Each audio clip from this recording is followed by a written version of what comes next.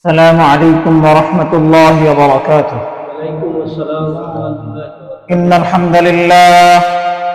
إن الحمد لله نحمده ونستعينه ونستغفره ونؤمن به ونتوكل عليه ونعوذ بالله من شرور أنفسنا ومن سيئات أعمالنا.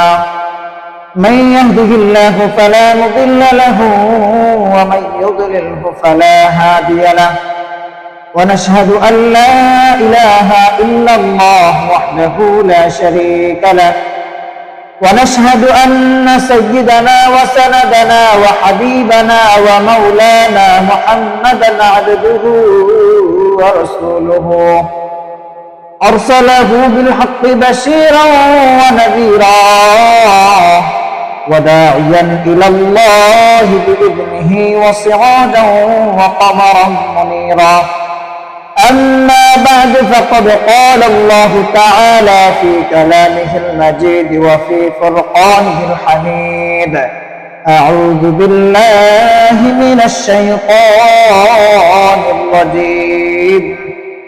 بسم الله الرحمن الرحيم. وقضى ربك ألا تعبدوا إلا إياه وبالوالدين إحسانا إما يبلغن عندك الكبر أحدهما أو كلاهما فلا تقل لهما أف ولا تنهرهما وقل لهما قولا كريما واخفض لهما جناح الذل من الرحمة وقل رب ارحمهما كما ربياني صغيرا. وقال النبي صلى الله عليه وسلم: هما جنتك ونارك، أو كما قال النبي عليه الصلاة والسلام. وقال عليه الصلاة والسلام أيضا: الجنة تحت قدام الوالدين، أو كما قال النبي عليه الصلاة والسلام. سألت النبي صلى الله عليه وسلم: أي العمل أحب إلى الله عز وجل؟ قال: الصلاة على وقتها. قلت: ثم أي؟ قال: ثم بر الوالدين. قلت: ثم أي؟ قال: ثم الجهاد في سبيل الله، أو كما قال النبي عليه الصلاة والسلام. وقال تعالى في شان حبيبه: ما كان محمد أبا أحد من رجالكم ولكن رسول الله وخاتم النبيين. يا أيها الذين آمنوا صلوا عليه وسلموا تسليما. সকল মুহাব্বতের সাথে দরুদ শরীফ পড়ি। اللهم صل على محمد وعلى آل محمد كما صليت على إبراهيم وعلى آل إبراهيم إنك حميد مجيد. اللهم بارك على محمد وعلى آل محمد كما باركت على إبراهيم وعلى آل إبراهيم إنك حميد مجيد. আলহামদুলিল্লাহ, আল্লাহ পাক রব্বুল আলামিনের দরবারে লাখ কোটি শুকরিয়া জ্ঞাপন করি যে মহান রব্বে কারীম আমাদেরকে অত্যন্ত দয়া করে, মায়া করে, মহব্বত করে, ভালোবেসে পবিত্র জুমার দিন 2026 সালের প্রথম জুমার দিন আল্লাহ পাক রব্বুল আলামিন আমাদেরকে শুরু লগ্নেই একটা জুমার নামাজের দিন দান করেছেন। শুকরিয়া আদায় করে আলহামদুলিল্লাহ। এবং আল্লাহ পাক রব্বুল আলামিন আমাদের সমস্ত ভাইদেরকে, আমরা যারা এখানে আসতে পেরেছি, আল্লাহ পাক রব্বুল আলামিন আমাদেরকে কবুল করেছেন বিধায় আসতে পেরেছি। এই জন্য আমরা সেই মহান রব্বে কারীমের দরবারে শুকরিয়া আদায় করে সকলে বলি আলহামদুলিল্লাহ। সম্মানিত হাজিরিন, আমি আপনাদের সম্মুখে পবিত্র কালামুল্লাহ থেকে আয়াত তেলাওয়াত করেছি। রাসূল করিম সাল্লাল্লাহু আলাইহি ওয়াসাল্লামের হাদিসের মধ্য থেকে ছোট ছোট দুইটা হাদিসের টুকরা পাঠ করেছি। ইনশাআল্লাহ উক্ত আয়াত এবং হাদিসের সমন্বয়ে কিছু কথা বলার চেষ্টা করব। আমা তাওফীক ইল্লা বিল্লাহ। সম্মানিত হাজিরিন, আমরা একটা কথা শুরু লগ্ন থেকে জেনে নেই যে আল্লাহ পাক রব্বুল আলামিন প্রত্যেকটা কাজের জন্য একটা সিস্টেম নির্ধারণ করেছেন, ঠিক কিনা বলেন? ঠিক তেমনি ভাবে এই বনি আদম আদম সন্তানকে দুনিয়া আসার জন্য সিস্টেম করেছেন পিতামাতা। সকলে বলি সুবহানাল্লাহ। এই পিতামাতার সংস্পর্শে, পিতামাতার মেলামেশার মাধ্যমে মায়ের গর্ভে আল্লাহ পাক রব্বুল আলামিন সন্তান দান করেন। আল্লাহ পাক রব্বুল আলামিন এই সন্তানকে মায়ের গর্ভে 10 মাস 10 দিন লালন পালন করার পরে এক সময় ওই মায়ের মাধ্যমে আল্লাহ পাক রব্বুল আলামিন দুনিয়ার মধ্যে সন্তানকে ভূমিষ্ঠ করেন। সকলে বলি সুবহানাল্লাহ। এই যে দেখেন, এই বনি আদমকে আল্লাহ পাক রব্বুল আলামিন এই সন্তানকে পিতামাতার মাধ্যমে দুনিয়ায় আনার মাধ্যম বানিয়েছেন এবং এই সন্তানকে আল্লাহ পাক রব্বুল আলামিন এই সন্তানকে মায়ের গর্ভে 10 মাস 10 দিন লালন পালন করেন এবং এই মায়ের পেটের মধ্যে আল্লাহ পাক রব্বুল আলামিন খাবারের ব্যবস্থা করেন। সকলে বলি সুবহানাল্লাহ। বলতে পারেন যে হুজুর কিভাবে খাবারের ব্যবস্থা করে? মায়ের রেহেমের সাথে আল্লাহ পাক রব্বুল আলামিন এই বাচ্চার যে নাভি আছে নাভিটাকে কানেকশন করে দেয়। মা যে খাবারটা খায় এই খাবার থেকে এই বাচ্চাটা পুষ্টি পেতে থাকে এবং এক প্রকার এই পুষ্টির মাধ্যমে মায়ের পেটে 10 মাস 10 দিন আল্লাহ পাক রব্বুল আলামিন লালন পালন করেন। এরপরে জন্ম গ্রহণের মাধ্যমে বাচ্চাটা দুনিয়ার মধ্যে আসে, সন্তানটা দুনিয়ার মধ্যে আসে। এরপরে আল্লাহ পাক রব্বুল আলামিন এই পিতামাতার মাধ্যমে সন্তানকে লালন পালন করান। সকলে বলি সুবহানাল্লাহ। সম্মানিত ভাইরা আমার, আল্লাহ পাক রব্বুল আলামিন এই দুনিয়ার মধ্যে বাবা আদম আলাইহিস সালাম থেকে এই পর্যন্ত যত মানুষ ইনসানকে আল্লাহ পাক রব্বুল আলামিন পাঠাইছেন, এই মাধ্যমে পাঠাইছেন এই পিতামাতার মাধ্যমে আল্লাহ পাক রব্বুল আলামিন এই সন্তানকে দুনিয়ার মধ্যে জন্মগ্রহণ করান। এরপরে এই সন্তান, এই পিতামাতা এই সন্তানকে লালন পালন করেন। কিশোর বয়স, শিশু বয়স থেকে কিশোর বয়স, কিশোর বয়স থেকে যুবক, যুবক থেকে বৃদ্ধ, এক সময় এই সন্তানও আমাদের মতন বাবা মা হয়ে দুনিয়া থেকে বিদায় নিয়ে যায়। এই পিতামাতা একজন সন্তানকে লালন পালন করার জন্য কতটা কষ্ট করেছেন। ও মুসলমান ইমানদার আল্লাহর গোলাম, একটু খেয়াল দিয়ে শুনবেন।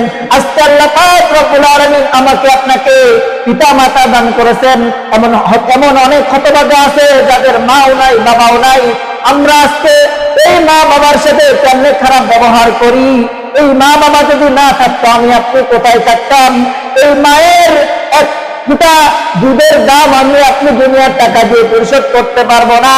এই জন্য বলা হয়েছে যদি আমি আপনি আমার গায়ের চামড়া দিয়ে ওই মায়ের দুধের ঋণ যদি পরিশোধ করার জন্য তার পায়ের জুতা বানাইয়া দিই, তারপরে ওই মায়ের ঋণ শোধ করতে পারবো না। কথা বলেন ঠিক কিনা? পারবো? আমি আপনি পারবো? মায়ের ঋণ শোধ করতে পারবো? তো এই আল্লাহ পাক রব্বুল আলামিন আমাকে আপনাকে এই মা এবং বাবা দান করেছেন। এটা আল্লাহ পাক রব্বুল আলামিনের পক্ষ থেকে বড় নিয়ামত। সকলে বলি আল্লাহু আকবার। ও মুসলমান ইমানদার আল্লাহর গোলাম, এই বর্তমান জামানার মধ্যে আমরা বর্তমান দেখি আল্লাহ পাক রব্বুল আলামিন অনেক মানুষকে বাবা মা দান করার পরও ওই বাবা মায়ের সাথে সন্তানগুলো ঠিক মতন ব্যবহার করে না। এই বাবা মা যখন বৃদ্ধ বয়সে উপনীত হয়, বার্ধক্যে উপনীত হয়, তখন এই বাবা মার দায় দায়িত্ব তারা নিতে চায় না। তারা কি করে? ওই বাবা মাকে বাংলাদেশের আনাচে কানাচে বিভিন্ন প্রান্তরে বন্দরে অনেকগুলো বৃদ্ধাশ্রম তৈরি হয়েছে। ওই সন্তানগুলো বড় বড় বিসিএস ক্যাডার হওয়ার পরে, ডাক্তার হওয়ার পরে, ইঞ্জিনিয়ার হওয়ার পরে এই বাবা মার দায়িত্ব তারা নিতে চায় না। তারা কি করে? বাবা মাকে এই বৃদ্ধাশ্রমে রেখে আসে আর বলে এই মায়ের দায়িত্ব আমি নিব না, এই মাকে আমি দেখতে পারবো না। এইভাবে তারা বলে বলে সমস্ত বাবা মাকে তারা ওই বৃদ্ধাশ্রমে রেখে আসে। সকলে বলি নাউযুবিল্লাহ। এদের মতন হতভাগা সন্তান আমি মনে করি দুনিয়ার মধ্যে আর একটা হতে পারে না। কথা বলেন ঠিক কিনা? কারণ একজন মা কতটা কষ্ট সহ্য করেছেন আপনি আমি দেখতে বুঝতে পারবো। একজন মা 10 মাস 10 দিন এই সন্তানকে গর্ভধারণ করেন।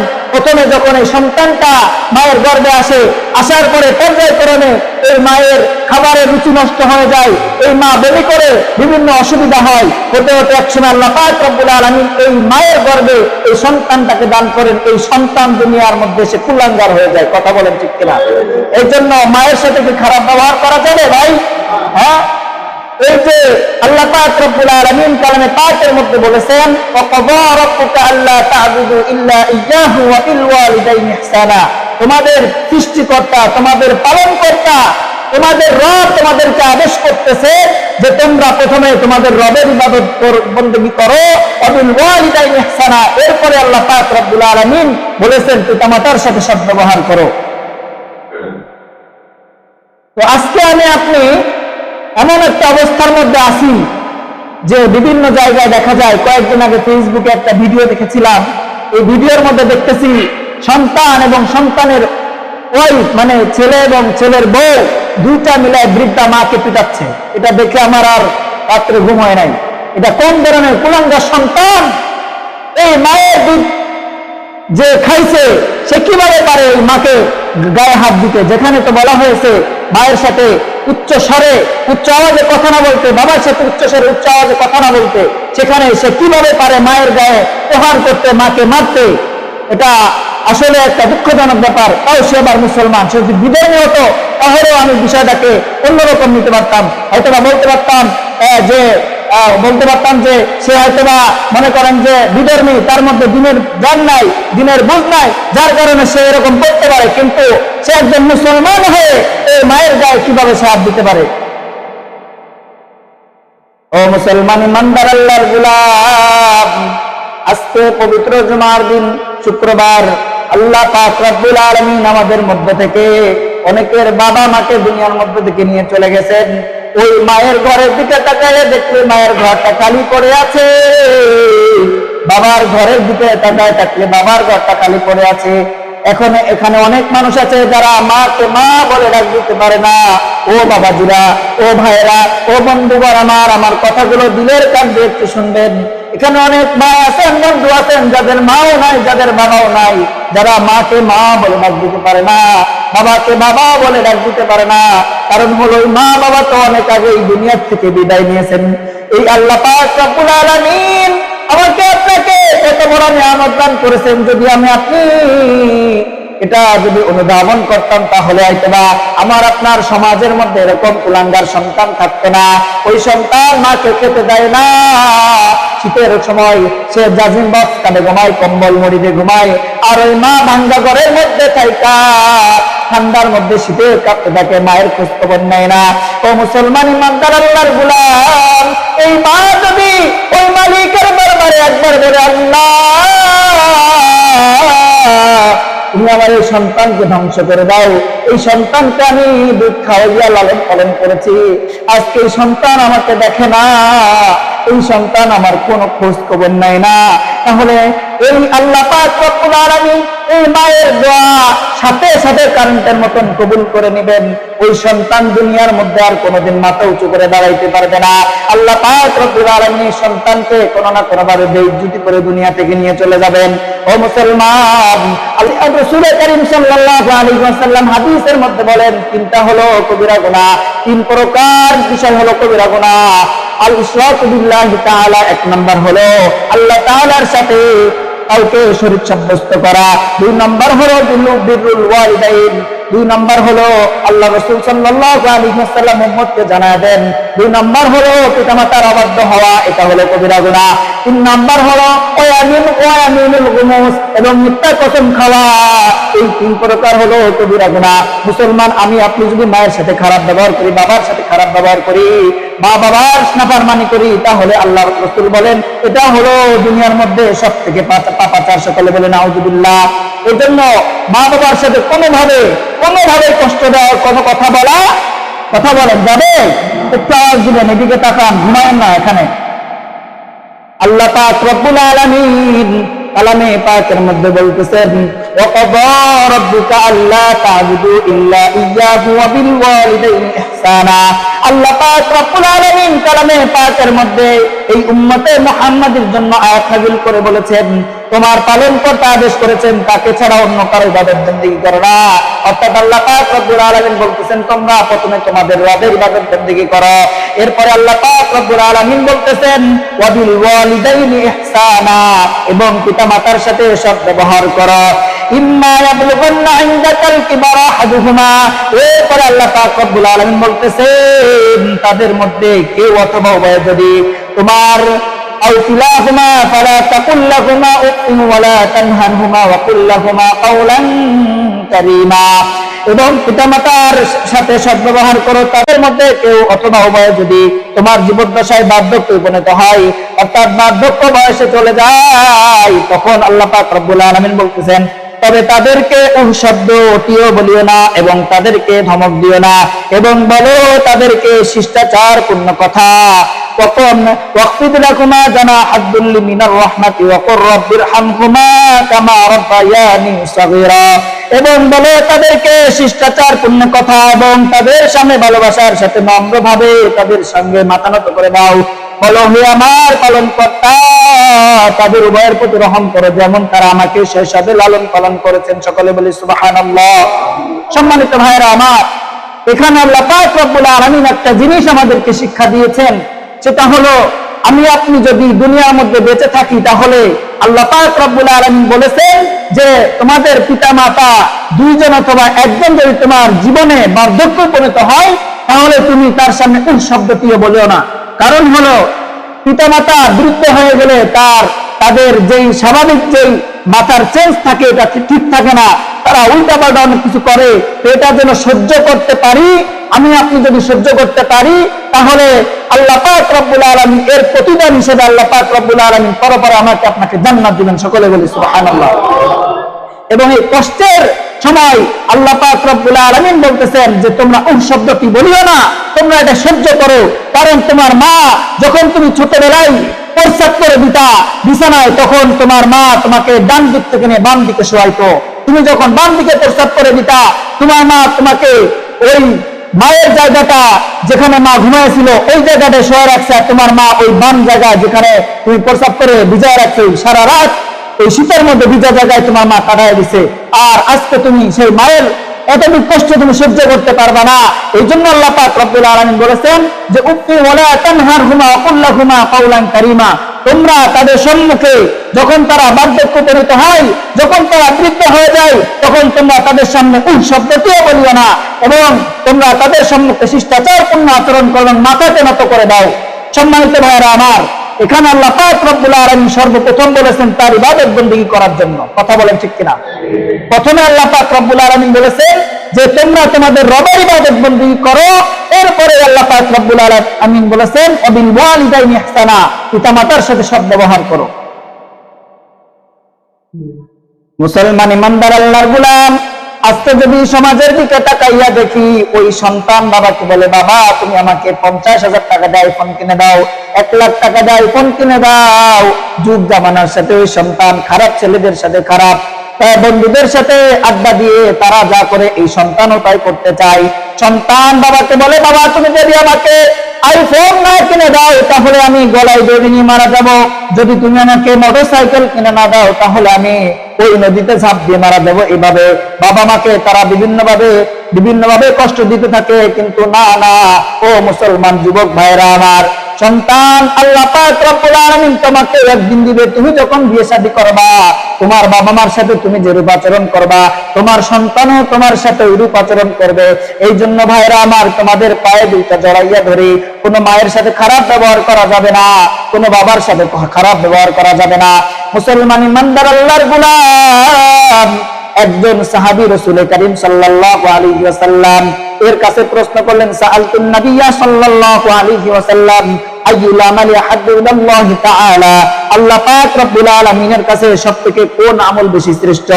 এরপরে রাসূল করিম সাল্লাল্লাহু আলাইহি ওয়াসাল্লাম বলেন, আস-সালাতু আলা ওয়াক্তিহা, সময় মতো নামাজ আদায় করা।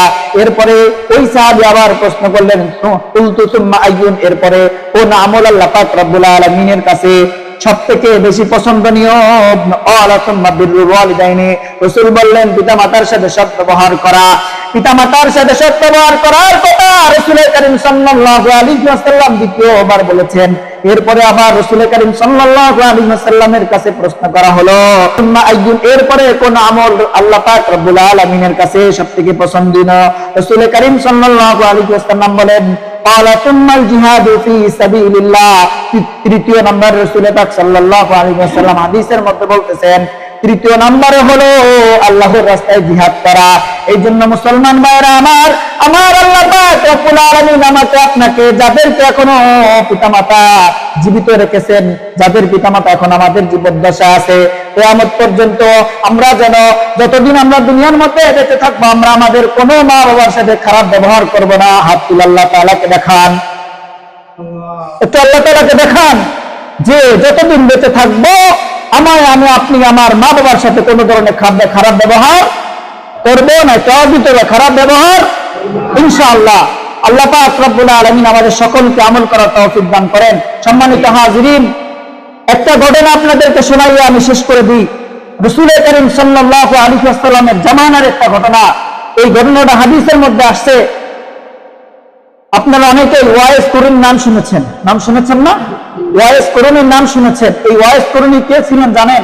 তিনি রাসূলের যুগে জন্মগ্রহণ করেছেন এবং তিনি শুধুমাত্র রাসূলের জিয়ারত পান নাই, রাসূলকে সরাসরি দেখেন নাই, কিন্তু তিনি একজন সাহাবী থেকেও আল্লাহর রাসূল সাল্লাল্লাহু আলাইহি ওয়াসাল্লাম তাকে প্রাধান্য দিয়েছেন। একটা কারণ, সেটা হলো মায়ের খেদমত করার জন্য। সম্মানিত ভাইরা আমার, সাহাবী কাদেরকে বলে? ঈমান অবস্থায় রাসূল করিম সাল্লাল্লাহু আলাইহি ওয়াসাল্লামকে দেখা এবং রাসূলের পথ অনুযায়ী যারা চলে তাদেরকে শুধুমাত্র সাহাবী বলা হয়। সম্মানিত হাজিরিন, সাহাবীরা এত মর্যাদা আল্লাহ পাক রব্বুল আলামিন দিয়েছেন। কালামে পাকের মধ্যে বলেছেন রাদিয়াল্লাহু আনহুম ওয়া রাদু আন, যে আল্লাহ পাক রব্বুল আলামিন তাদের ব্যাপারে সন্তুষ্ট হয়েছেন, তারাও আল্লাহ তাআলার ব্যাপারে সন্তুষ্ট হয়েছেন। সকলে বলি সুবহানাল্লাহ। এই সাহাবীর মর্যাদা পৃথিবীর মধ্যে রাসূল করিম সাল্লাল্লাহু আলাইহি ওয়াসাল্লামের পরে সবথেকে বেশি মর্যাদা হলো সাহাবায়ে কেরামের, যারা রাসূলকে ঈমান অবস্থায় দেখেছেন। তো এই একটা বিষয় আমি আপনাদেরকে বলি, সেটা হলো এই ওয়াইস কুরুনি, তিনি ইয়েমেনের করন নামক গ্রামে তার জন্মস্থানের দিকে নিসবত করে নাম ছিল ওয়াইস, আর এই গ্রামের নিসবতের দিকে তাকে করনি বলা হতো, ওয়াইস করনি। তো তিনি রাসূল করিম সাল্লাল্লাহু আলাইহি ওয়াসাল্লামের নিকটে পত্র লিখেছেন, ইয়া রাসূলুল্লাহ, আমি আপনার জিয়ারতে আসতে চাই, আপনার সাথে সাক্ষাৎ করতে চাই, কিন্তু আমার বাড়িতে আমার বৃদ্ধ মা, তার খেদমতের দায়িত্ব আমার কাছে অর্পণ করা হয়েছে, তো আমি এখন কি করব? রাসূল করিম সাল্লাল্লাহু আলাইহি ওয়াসাল্লাম তখন তাকে পত্র লিখেছেন যে, হে ওয়াইস করনি, তুমি আমার নিকটে এসো না। আমি মনে করি এখানে আসার থেকে তোমার মায়ের খেদমত করাটা বেশি উত্তম হবে। সকলে বলি সুবহানাল্লাহ। ওয়াইস করনি তিনি আর রাসূল করিম সাল্লাল্লাহু আলাইহি ওয়াসাল্লামের জিয়ারতে আসেন নাই, তিনি কি করেছেন? এই মায়ের খেদমত করেছেন। রাসূল পাক সাল্লাল্লাহু আলাইহি ওয়াসাল্লাম দুনিয়া থেকে ইন্তেকালের পূর্বে যাকে আমিরুল মুমিনিন নিযুক্ত করেছেন, হযরত ওমর রাদিয়াল্লাহু তাআলা আনহু, তাকে বলে গেছেন যে, হে আমিরুল মুমিনিন, এই মদিনা শহরে ইয়ামেন থেকে একটা দল আসবে, যেটা বণিক দল, অর্থাৎ ব্যবসায়িক দল, বণিকের দল আসবে, ব্যবসায়ী দল আসবে, তার মধ্যে এমন একজন ব্যক্তি থাকবে যার নাম হলো ওয়াইস করনি।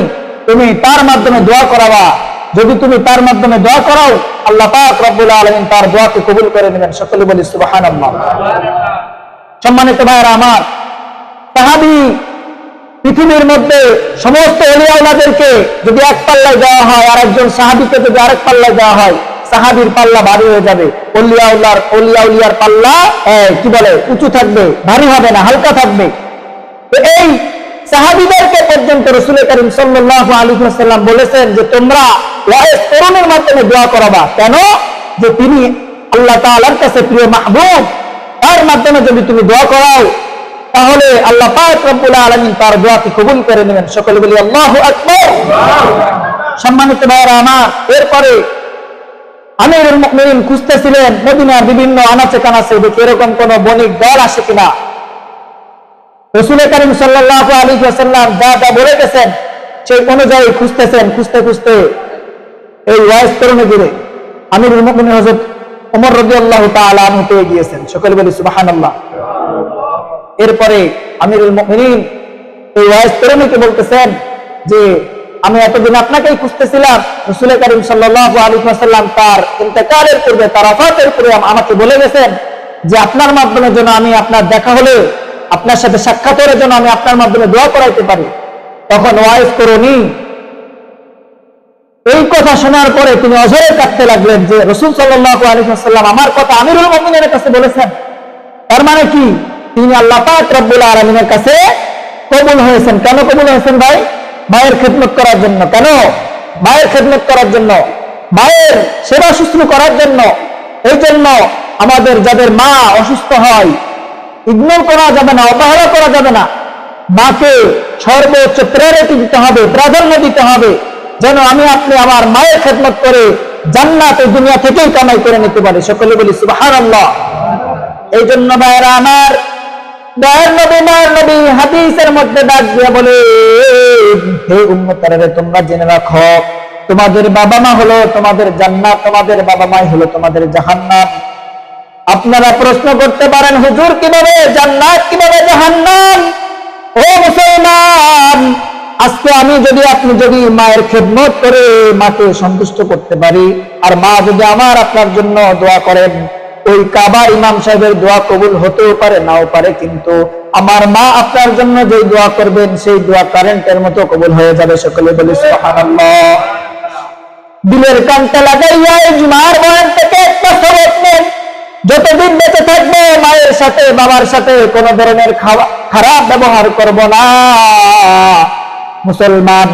এই জন্য রাসূল করিম সাল্লাল্লাহু আলাইহি ওয়াসাল্লাম হাদিসের মধ্যে বলেন, আল জান্নাতু তাহতা কদামিল উম্মাহাত, আমার বাবা মায়ের পায়ের নিচে আমার আপনার জান্নাত। যদি আমি আপনি মাকে সন্তুষ্ট করতে পারি, বাবাকে সন্তুষ্ট করতে পারি, তাহলে ওই মা বাবা যদি আমার আপনার জন্য সন্তুষ্ট দোয়া করেন, তাহলে আল্লাহ পাক রব্বুল আলামিন মা বাবার দোয়ার কারণে পরবর্তী জামানায় আমাকে আপনাকে জান্নাত দান করবে। সকলে বলি আল্লাহু আকবার। আর যদি আমি আপনি যদি ওই মা বাবার সাথে খারাপ ব্যবহার করি, ওই মাকে গালি দিই, ওই মায়ের গায়ে হাত করি, তাহলে আল্লাহর আরশ পেতে যাই। আর আল্লাহ পাক রব্বুল আলামিনের ফেরেশতারা বলে, এ আল্লাহ, এই সন্তানকে আমি কি ধ্বংস করে দিব? তখন আল্লাহ পাক রব্বুল আলামিন বলেন, না না ফেরেশতা, তুমি আমার এই বান্দাকে এখনো ধ্বংস করো না। আমি দেখি আরো ভালো হয় কিনা, আমি দেখি যদি সর্বশেষ ভালো না হয়, ওই মা যে বদদোয়া করেন, সাথে সাথে আল্লাহ পাক রব্বুল আলামিন ওই মায়ের বদদোয়াকে কবুল করে নেন। এবং এই জন্য রাসূল করিম সাল্লাল্লাহু আলাইহি ওয়াসাল্লাম বলেছেন, হুমা জান্নাতুকা ওয়া নারুকা, ওই বান্দার জন্য আল্লাহ পাক রব্বুল আলামিন দুনিয়ার মধ্য থেকে জাহান্নাম চিরস্থায়ী বানায় দেয়। সকলে বলেন নাউযুবিল্লাহ। এই জন্য কোন মায়ের সাথে কোন বাবার সাথে কোন ধরনের খারাপ ব্যবহার করা যাবে না।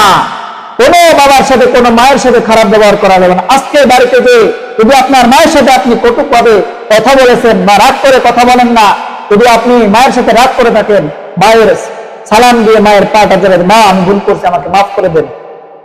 মা পৃথিবীর শ্রেষ্ঠ একটা সম্পদ। আপনি আপনার মায়ের কাছে মাপ চান, দেখবেন আপনার মা সন্তুষ্ট হয়ে, না রে বাবা, আমি তোর উপর রাগ করি নাই, কেন তোর উপর রাগ করবো? সন্তান মাকে যতই কষ্ট দিক, মা কিন্তু সেই কষ্টটা নেয় না, বরঞ্চ ওই মা সবসময় বলে, আমার সন্তান ভালো থাকুক, আমার সন্তান পৃথিবীর যেখানেই থাকুক না কেন ভালো থাকুক।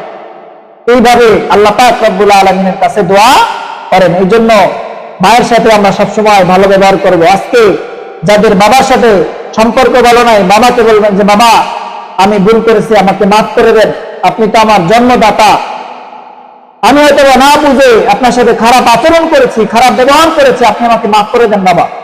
এইভাবে ওই মায়ের সাথে বাবার সাথে আসতেই যে ক্ষমা চেয়ে নেবেন, আল্লাহ পাক রব্বুল আলামিন আমাদের সকলকে মা বাবার সাথে ভালো ব্যবহার করে দুনিয়া থেকে জান্নাত কামাই করার তৌফিক দান করেন। সকলে বলি আমিন।